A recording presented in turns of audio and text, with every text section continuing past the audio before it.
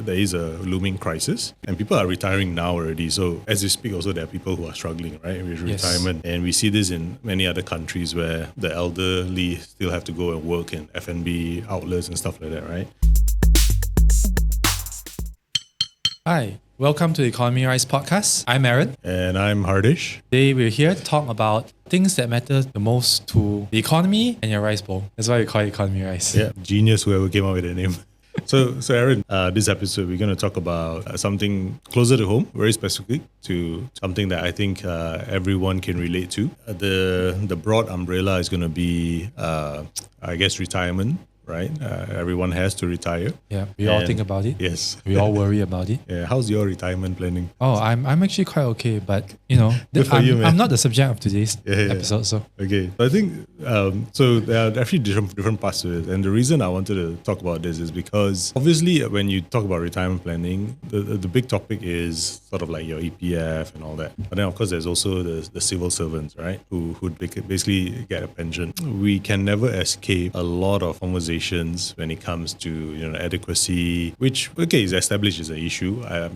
We are not going to waste time going into why we've arrived here. I think that a lot of people have already covered that, right? Yes. I don't think there's anything of significance we can cover there. But one thing I wanted to, at least the reason why I wanted to cover this topic is because I feel that I always feel very frustrated with some of the conversations that it doesn't cover the entire range of questions, right? Or at least attempt to understand it. The average person has. Right? Yeah. And for example, one thing is, one view is people will say that, EPF should be more aggressive with their returns and stuff like that. And I always feel like, the EPF cannot answer to this, right? I mean, they're a government agency. Right. So when you're like an activist economist, and you go out there. Activist economist. Good phrase. It's very easy for you to go to the press and make statements like that. Right. Or maybe activist YouTubers. Right? Okay. Right. And I feel sometimes it's very unfair because they cannot. What do you expect them to do? They can't defend themselves. Yeah, they can't defend themselves. They could if they wanted to, but it would be seen as imprudent. So because of that, I feel that we have an opportunity to maybe try to look at some of these issues. Yes. And we are not trying to answer on their behalf. I haven't had any professional relationship with the EPF other than being a member, right? But I think there are fair questions, or rather fair opinions that ought to be looked at. Or we just want to get a bit closer to the truth. Yeah. And also bring it to the average person. Yeah. We hope to get closer to the truth. We hope to, we hope to. And again, if we do or don't, EPF cannot confirm or deny, right? But so it's not just EPF, it's also pensions, because there's also a bigger conversation happening now about pension reform, right? So we get into that. So let me just start off by setting the stage, right? So there was an article that came out. These articles come out all the time, right? But the latest one that came out was published by South China Morning Post. Mm-hmm. Right, and they sort of reported again. These numbers we've seen before, but 6.3 million workers below 55 had less than 10,000 ringgit for retirement. So that means it's about 42 ringgit per month once they retire. Right. So there is a looming crisis, and people are retiring now already. So as we speak, also there are people who are struggling, right, with retirement, and we see this in many other countries where the elderly still have to go and work in F&B outlets and stuff like that, right? Now, within that context, obviously, the government, and when I say government here is the government in general, because many different administrations have tried to address this in different ways, right? But the most recent one was fairly recently, there was a 500 ringgit contribution to about, I think, 1.4 million people who were below about 10,000 ringgit, right? Right. So 500 ringgit were credited into their accounts. Right. And again, there was a armchair economist, right, who said that, what significance does it make, right? So which is true. So let's take a very simple starting point, right? So if someone who is 40 years old, who has 10,000, it means that, so it's 15 more years to 55, right? Which is the point that you can withdraw everything. Yes. So if you do a control and treatment, the typical control treatment, so one person who has 40 years old, 10,000, and person B, 40 years old, 10,000, and one person you put 500, and let's just say they don't work anymore, right? And you just sort of run the numbers. The difference between the person B and person A is actually only about 1,100 in 15 years time. Due to the compound interest, compound interest, right? But it's still a difference of only 1,000, right? So a lot of the criticism has been that doesn't really move the needle. Yes. Right? But would you agree that I think sometimes it's not just about moving the needle, because this is a very expensive needle to move. Yes. Right? Yes. It's also just about giving, and you're sort of creating the narrative and sort of maybe encouraging people, right? Is a signal to people that they should maybe think about this, and they also have to do something. Right. Or maybe that's not fair as well, because many of them might not have the capacity to do much anyway, Yes. right? But yeah, any thoughts on that? With regard specifically to, do you have a specific then points? let me make the argument, right? So the argument is that this 500 ringgit for 1.4 people costs 700 million, Right. right? So there are different sides of the argument. Right. So one side is like, okay, it costs the government 700 and it's not really significant anyway, right? It doesn't really solve the problem. Okay. Right. But again, this is where, like, if you're an EPF, what do you say to this? Okay. I think it's worth pointing out that on one hand, this 700 million is real, right? Yeah. It's a real pension liability that has to be paid out eventually. But you need to make a distinction between accounting and cash flow. Yeah. So accounting is just numbers, which should be translated into cash flow later. Yeah. Whereas cash flow is actual cash. Like in business, we say cash is king, right? Because cash is ultimately what matters. But as a short-term concern, so let's say if EPF were to give out this 700 million to these members today, that will only be paid out in cash in 15 years' time. Yeah. It's more of an accounting liability, right? It's something you can create out of thin air. So, think about, I don't know, let's say I buy something from you on credit terms. Yeah. Right? You create a payable on my side and create a receivable on your side. But before that cash is settled, the transaction is settled in cash, it's just a accounting entry with no real value being exchanged. Yeah. So for EPF, it's not just 30 days, it's 15 years, right? Yeah. And I think from that perspective, it's important to make a distinction, right? Accounting versus cash. Yeah. My argument to that, and I know this is probably going to border on modern monetary theory. Okay. And I appreciate we're not here to go into that detail for this topic. Yeah. But first of all, you have to look at what EPF is investing in, and they openly report this, right? Yes. So 60% of EPF's investments are in the local economy, right? Whether these are government bonds, whether it's the local stocks, right? GLCs, and also other companies on Bursa, properties in Malaysia, for example. And then the other slightly under 40%, if I'm not mistaken, is foreign. Right? Foreign investments. Right? Yeah, foreign investments, right? So my argument from that perspective, I think the government can do more, right? In terms of actually more EPF, more contributions to help these people, right? Right. Because the typical argument is that this is costing us a lot, right? Why would you do this, right? Okay, so my argument that I want to put forward is that I think the government has the capacity to do more. Okay. My reason for saying that is because when you look at where EPF invests the money, you can think of it as there's a certain level of circularity, right? Okay. So the government is providing this investment, right? And it goes into an account holder. Yes. So it's attributed. Let's use the word attributed. I don't want to use creditor. Right. It's attributed to this member's account, right? But the EPF has to invest this money. Right. And because we know they invest it, majority of it is in the local economy, right? You are really just moving the money around in the economy and allowing the members to get the gains of it, right? Basically, you're recycling cash, right? Yeah. Now, I know that's a very simplistic way of looking at it, but I do think that to the extent that argument stands up, it means that actually the government has more capacity to do it, because all the government is doing is literally putting more money into its local economy, right?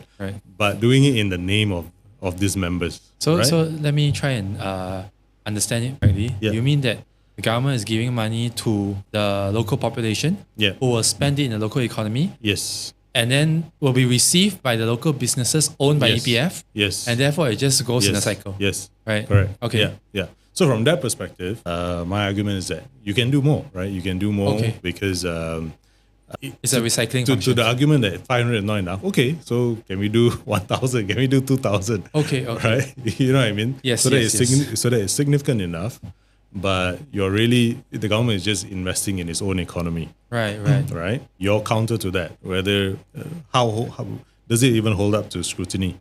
So I think in a world where the government has the wealth to do that, right? I think your concept is correct. The way you described it is correct, right? So let's say if we were a very rich economy, right? There is certainly that circulation effect. So in fact, China is doing right now with their so-called dual circulation project, right? So that's what they intend to do. And from an intent standpoint, I think there's nothing wrong with that. But let's talk about practicals, right? Like actual facts that are happening on the ground. When the government increases, each qualified members account by 500 ringgit, which aggregates up to about 700 million ringgit. That increase is just a credit. So it's like a payable or a credit card or a loan, right? Think about how a bank gives you a loan. They create a credit, which is a deposit on the bank's balance sheet. They create a deposit asset on the bank's balance sheet. Of course, on your balance sheet is the opposite, right?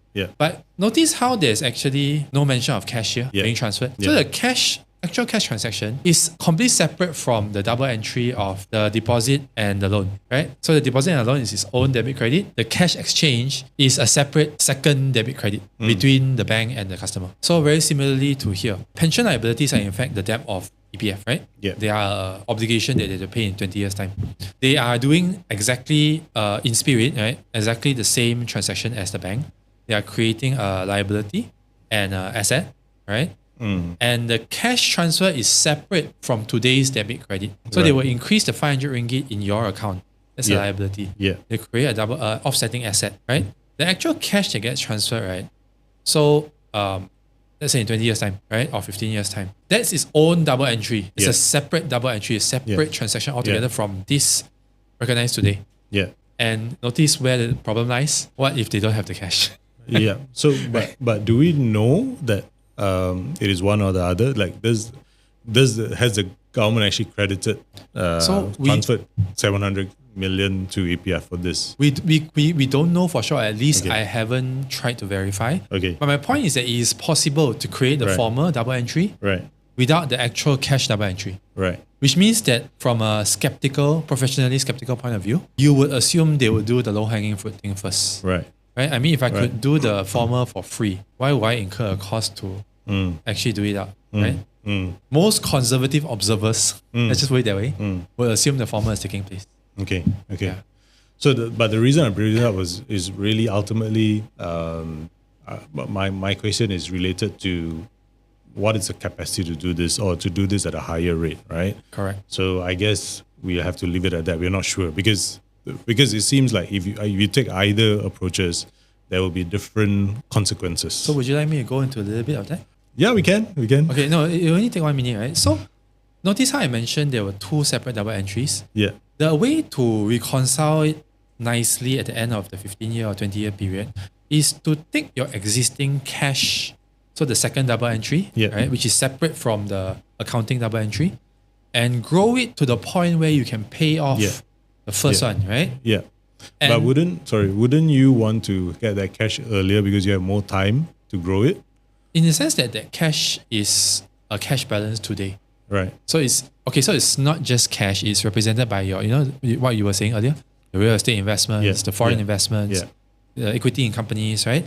That's the cash double entry. That one has to grow to match the former. But the problem, or the problem as I describe it, is that the former can be grown out of thin air. Right? The latter cannot, right? Unless you're a BNM. Which EPF is not, right? So that's where the irreconcilability may or may not occur. Okay. I think there might be parts of this that we come back to as we go through this discussion. So I think we leave it there for now. Sure. Also, again, just to acknowledge, unfortunately, EPF cannot answer this. Right? Maybe we can. I don't know if we have the clout yet, but we can try to write in officially and ask them, did they actually get 700 million from the government? If someone from EPF is willing to come on the podcast, right, we're happy to entertain you. So that is only one part, and that only if I'm not mistaken, EPF member base is about 17 million, right? So then that's only one part. Then you also have the civil servants, right? So civil servants, on the other hand, they get a pension as well, right? Yes. So now why do we want to talk about the pensions, right? As opposed to retirement, i.e. EPF, just to separate the two. So just a bit for our listeners' benefit, when we say pension, we mean something like KWAP, where it's a defined benefit. Defined benefit, right? So defined benefit means that you get a very fixed or defined, payout. Yes. Right? After you retire. Whereas EPF is more a defined contribution, where you pay a fixed amount upfront from your salary, from your working salary. Yeah. And defined benefit tends to be more government pensions, right? Yes. Teachers, civil servants. Yeah. So, but also meaning that governments throughout the world, a lot of pensions is based on defined benefit, right? Yes. You work for the government for X amount of years. As long as you qualify, you meet the criteria. Once you retire, you get an agreed proportion of your salary, right? I think in Malaysia it's about 60%. So if you retire at 60 and your salary was say 10,000 ringgit, then your pension will be 6,000, give or take, right? Okay, there are also emoluments and stuff like that. So just in that context, defined benefit is generally a government pension, a public pension, and defined contribution tends to be in the private sector, right? So just a bit of fun fact, right? About 50 years ago, it was actually quite common for companies in the US to do defined benefit pensions. Oh, really? Yeah, but that all changed, but that's a different story. I think it'll be easier to understand why, because they keep having to pay, right? No, yes. Right? So yes, that's actually the answer. But the deeper answer is that when Reagan and Thatcher, the administrations came in, they basically destroyed the power of labor. Right. Okay, that's a whole separate episode. Right? Okay. So anyway, with regards to pensions now, public pensions. So here's the context and why we want to talk about this. So in 2010, the pension bill, I mean, how much the government had to pay to cover pensions was 11.5 billion. Right. 2024, 32.45 billion. These are annual numbers? Yeah, these are annual numbers. Wow. Okay. So 2024, 32.45 billion, right? And is estimated to rise to 46 billion by 2030. Yeah, hopefully our inflation is high enough. Okay.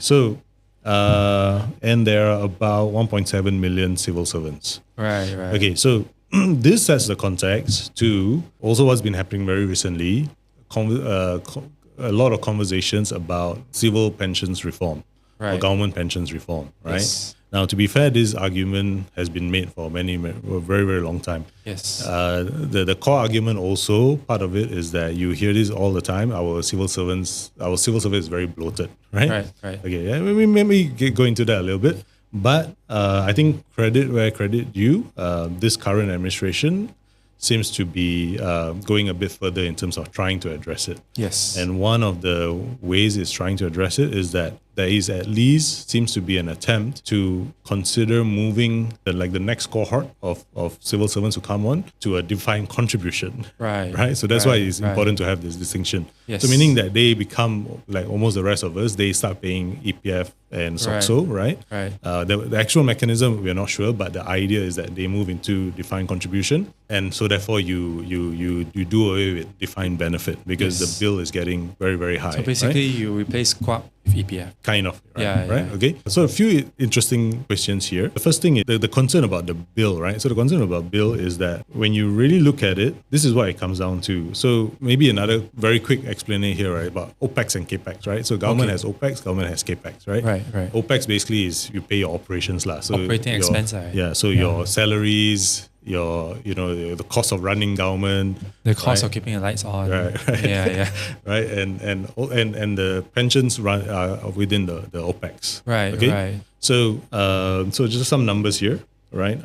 So salaries and debt service. So debt service, so we have some debts that we wish we didn't have to deal with, but we have to deal with, right? So like 1MDB and all that. So salaries is 30.4%. So right now, even just existing civil servants, the cost of paying their salaries is 30% of OPEX. Right? Wow, okay. And then 15% to service debt, right? Wow. And I didn't know that. Yeah, and the retirement is 10.7%. So when you add all this, it's about 56%. Right. So meaning that every dollar that the government gets in revenue, that is government revenue, right? Tax. Every $100 that you get from tax, the government gets from tax, 56 ringgit of that they have to give back to servicing all of this. Is this as a percentage of revenue? Yeah. Wow, okay. Okay? Right. Percentage of OPEX.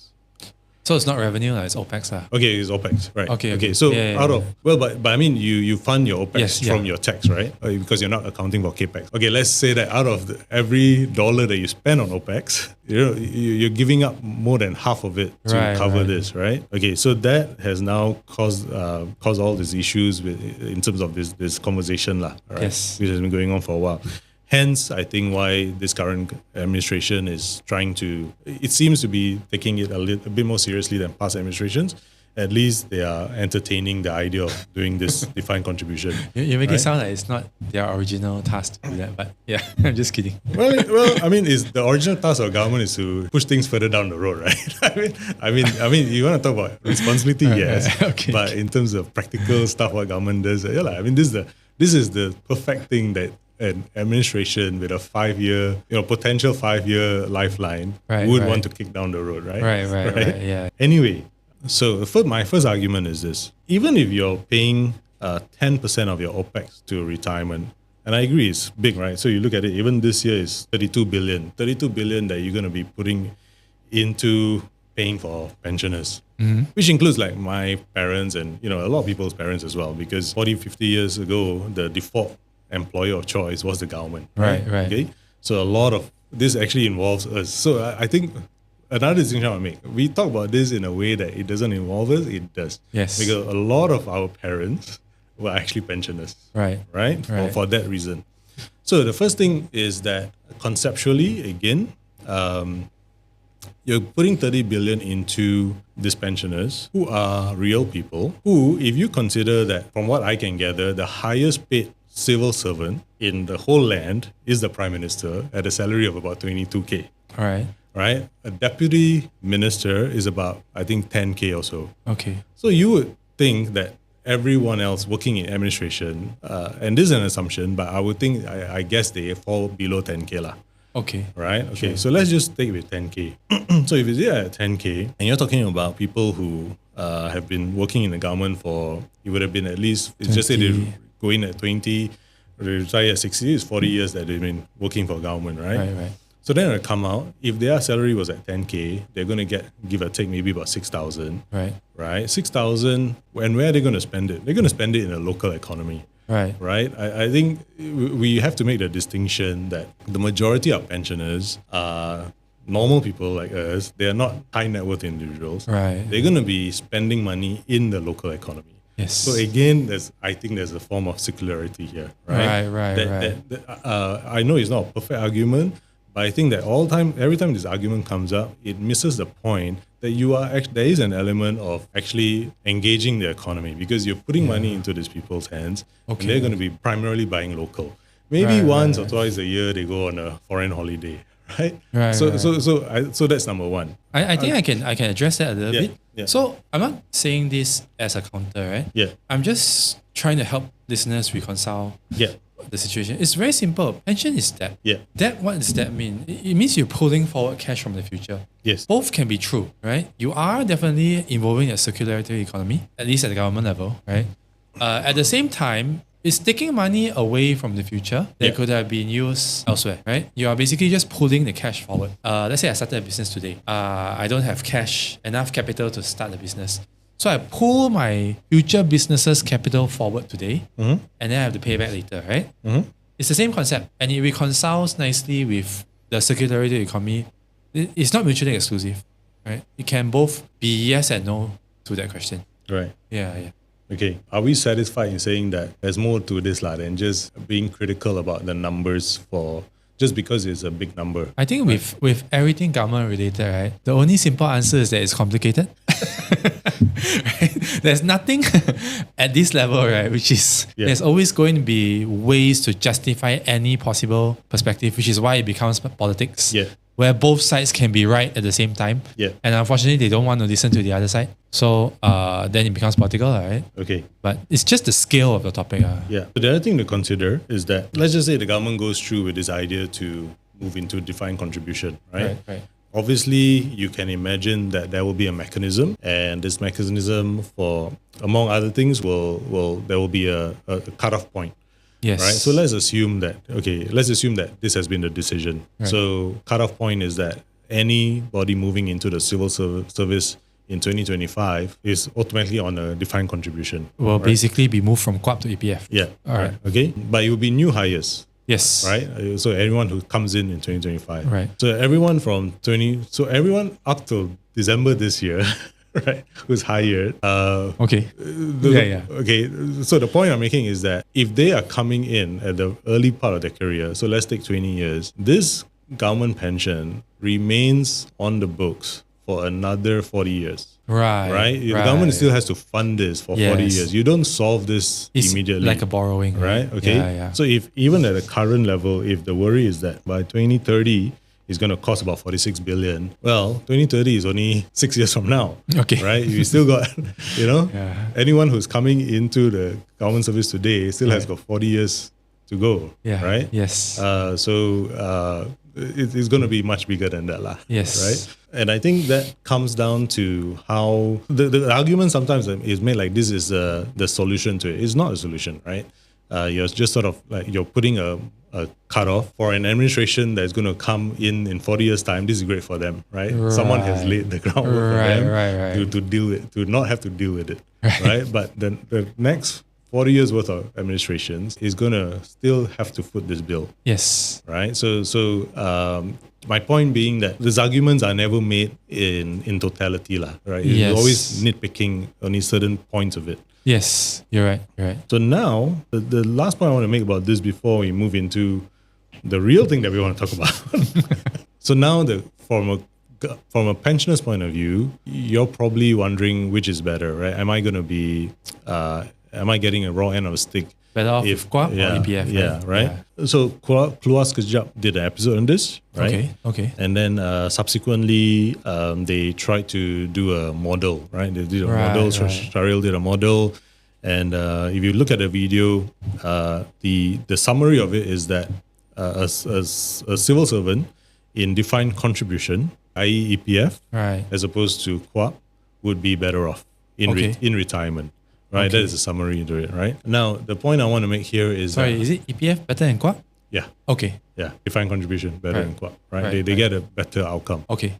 I would like to see that model, right? So, did they explain the reasons behind it? So there was I think Sharil did like an Excel spreadsheet, right? I think all of us in this industry, we know, you do the Excel, there are a lot of assumptions you can put in. You put in the assumption of inflation, you put in the assumption of your present value, but you also have to assume the increment, salary increment annually. Right. You have to also account for inflation in the post-retirement period. Okay. Right. So actually, there are a lot of inputs and variables that you need to put in. Okay. Right. So number one is variables, but I don't think it's questionable what items those are. Right. That is pretty standard. Right. So I feel that I would, just as a matter of interest, right, I would like to maybe have a look at that model. Yeah, I would love to have a look at it too. Right? Like that's my bread and butter. Yeah, I mean, and put it out there and let other people play around with it, right? If you guys on Keluar Sekejap are willing to lend us the model, right? I'll do the financial analysis. Yeah. Because I think sometimes there could be certain things that are overlooked, lah.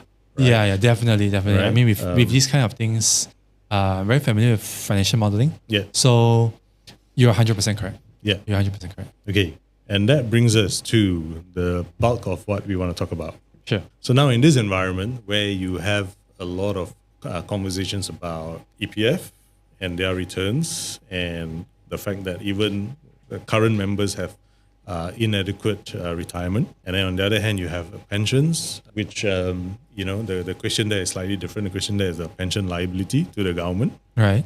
And then what do you do about it? So there is now this idea being proposed by an economist. His name is Geoffrey Williams, right? Mm-hmm. And his idea is to do a superfund. Right? Okay. And basically, the idea is to bring together the different bodies who currently do pensions. So there's KWAP, Right. There's LTAT. LTAT is actually the military the Army Pension Fund. Army Pension Fund, right? And I think 2 or 3, maybe 1 or 2 others, right? So there's a lot of news about this. You just search Malaysian Superfund idea, you'll get a lot of, the Age has covered it, the Star has covered it, all that, right? Sure. So if you wanted to, and I think we can link to some of the stories as well. Yeah. Probably we'll link it somewhere. Yeah. But the idea is that you bring all this together under a super fund, and based on what I've been able to gather, this is from these reports, right? It's not a model that I've done, right? Yeah, you would be able to come up with a fund size of about 300 billion. So this is combining the 3 or 4 funds, right? All.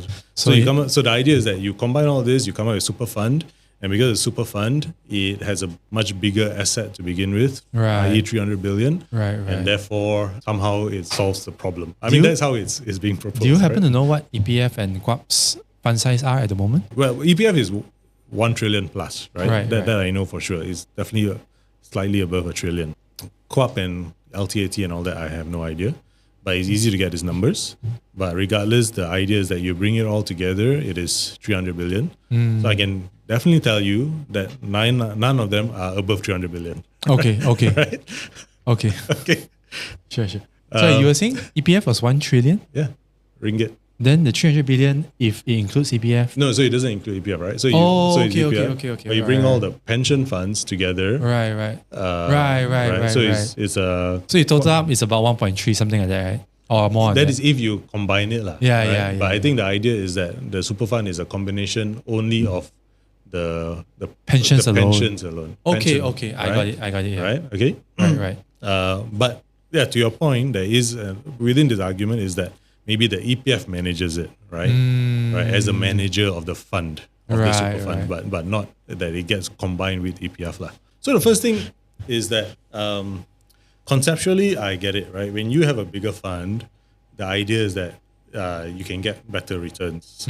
Conceptually, that seems to be the case. I don't think in practice it's as easy as that, right? I think it is so much easier to manage a 10 million fund than a 100 million fund. Right. And it's so much easier to manage a 100 million fund than a 1 billion fund. So from the perspective of generating excess returns, right? Excess returns. Yeah. Right? And my understanding for this is because we see this even in practice, even with the EPF. Coming back again to, we know that EPF about, as we mentioned, right, about 60% is in local economy, right? So a big portion of that is in local stocks. Right. Every time EPF makes a movement on any one of these local stocks, right? Everyone takes note.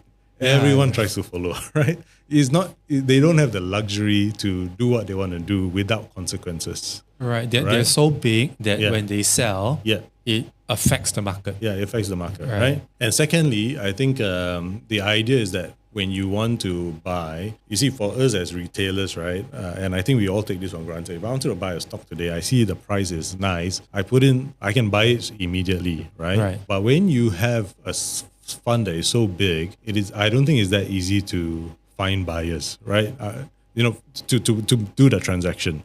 Meaning, if you needed to say put a position in the market, it's going to take you, I'm assuming, a few days to do it. Okay, right.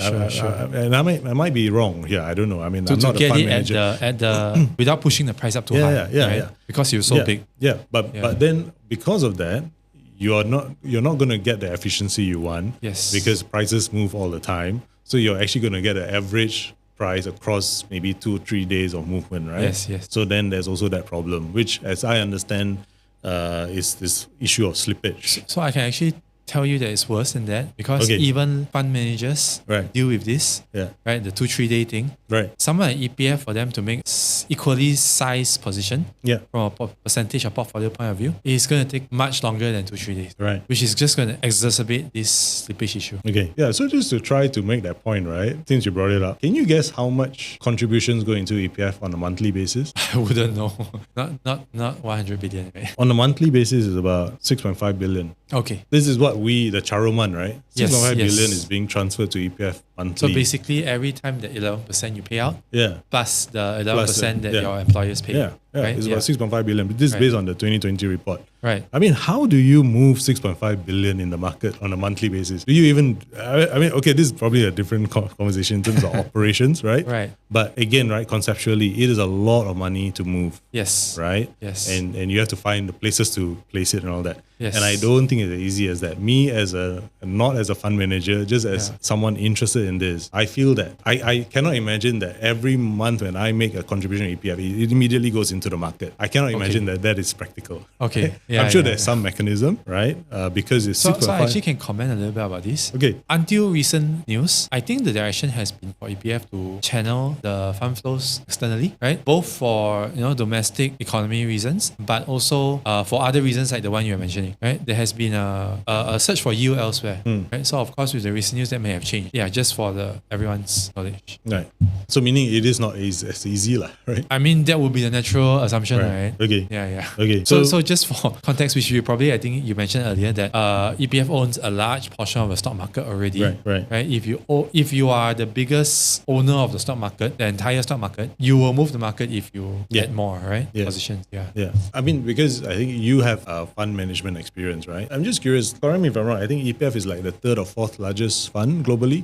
There's a Japan fund, the Japan I pension. wouldn't know, I forgot. Okay. Then of course the biggest is... I don't see them being the third or fourth biggest globally. Really? I could be wrong, Okay. right? Okay. But because we were saying 1 trillion, right? Yeah. That's like 200 B. Right. I don't see that being... Okay. Yeah, but anyway. Okay. Yeah.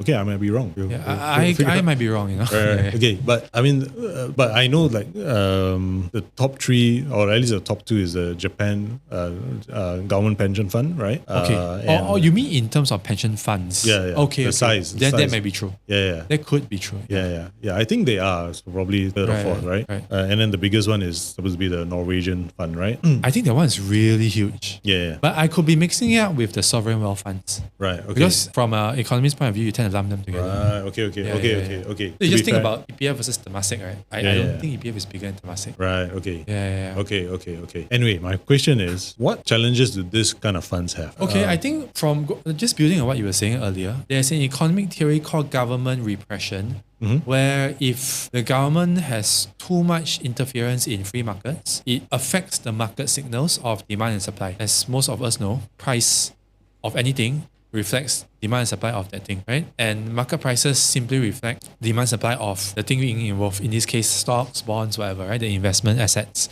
And when you have EPF or any particular, government institution being so large and having such a standard participation in the markets, it snuffs out, or the actual term is crowds out the private market, right? And therefore you have a distortion of market signals. So perhaps the best example, which I won't spend too much time on, is the BOJ, which currently owns about 60% of all Japanese government bonds. Okay, bonds, right? And the central bank owns 10% of the Nikkei, which is insane, right? Central banks are not supposed to take risks, right? That's an extreme example, right? Where you own so many bonds that, just think about it, right? If the BOJ tries to sell the bond, it's going to affect the bond price across the market, right? Including on a different part of the yield curve, which is going to affect the risk-free rate, which is going to affect the pricing of everything, like your LIBOR kind of stuff, right?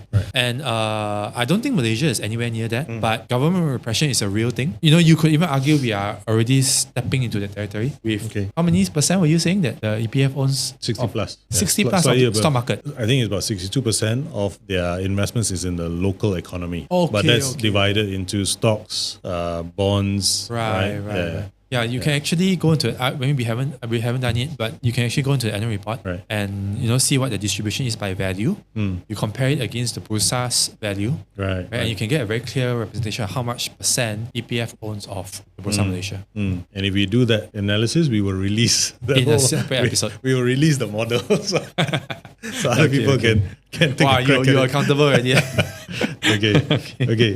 Very quickly, my last point. Maybe there has to be a little bit more thought about this Superfund idea, is because I think also all these funds, so like KWAP right now is managing the civil pensions, and you have the Armed Forces Fund, right? And I feel that they might have different mandates to begin with, right? Different liabilities, right? Based on their own model in terms of the number of pensioners they come in terms of the estimation of how many is going to move into the retirement age. So there are different liabilities they are dealing with, right? And then there are also like smaller issues, like each of them probably have different mandates as well in terms of their operations. So Did you know that the Armed Forces Fund, on behalf of the Armed Forces, run their own convenience store chains? No, I did not know that. Yeah. So they 99? Yeah. No. So it's called Pernama, I think. I know, but is it like it's equivalent? convenience store. Yeah, it's convenience store. Right. Oh, it's like a 7-Eleven, right? Yeah, something like that, right? Okay. And it's run by LTAT on behalf of armed forces, right? And it's the convenience stores most of them are in army camps or in the vicinity, right? A lot of the products are sold tax free. Okay. Right.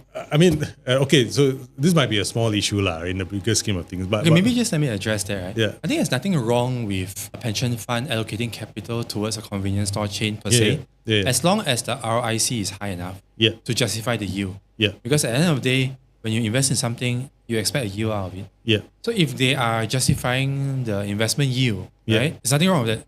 Right? Yeah. But the problem is if it's not. Yeah. No, but the problem in this context is that these funds already have been set up with certain ways, with certain considerations, with certain operational responsibilities and liabilities. It's not so easy to just bundle them all in together, right? Okay. You know what I mean? Right. They've been around for quite a long time, Right. So that's just like one example. Like okay. you wouldn't you wouldn't expect EPF to open convenience stores, right? But for different reasons, LTAT does that, and you can understand why. It's a benefit to the armed forces, right? Yeah, I think I just wanted to put that out there. There's a lot more considerations into just putting a super fund together. And it wasn't our attempt to find a solution, but I think it's if anything, we wanted to put out even more questions. Right. Okay. Yeah, but that's all I have to say about that. Do you want to summarize this episode? No, I think one potential benefit, I just want to point out that this gradually deteriorating pension fund situation is not exclusively a Malaysian issue, right? It's a global issue. So some of you may remember that France had a pension fund issue last year where people went out on the streets and rioted. Yeah. And, in France, their pension system is a bit different. It's not each of us having an individual account with EPF and only withdrawing from an individual account. France pension fund system is a pool. So when they try to fix the issue by raising the retirement age, obviously the younger people who contribute to the pool are going to suffer and benefit the older people who are no longer working, who are still drawing from the pool. Yeah. Because everyone's funds are all mixed up, right? Yeah. So that's how it leads to things like this. And it's the same everywhere, right? Japan, Canada, US, right? Australia. Everyone has this problem. So I just want to say that Malaysia is facing an issue, but it's not in isolation, right? It's really more a function of capitalism, right? Ray Dalio has this concept where he says the long-term debt cycle, right? So it's like we're all at the end of the long-term debt cycle. Yeah. And that's why we're even talking about negative interest rates, right? And as well as MMT, right? Yeah. So that's kind of it. Okay. Yeah. All right. So I think we leave it at that.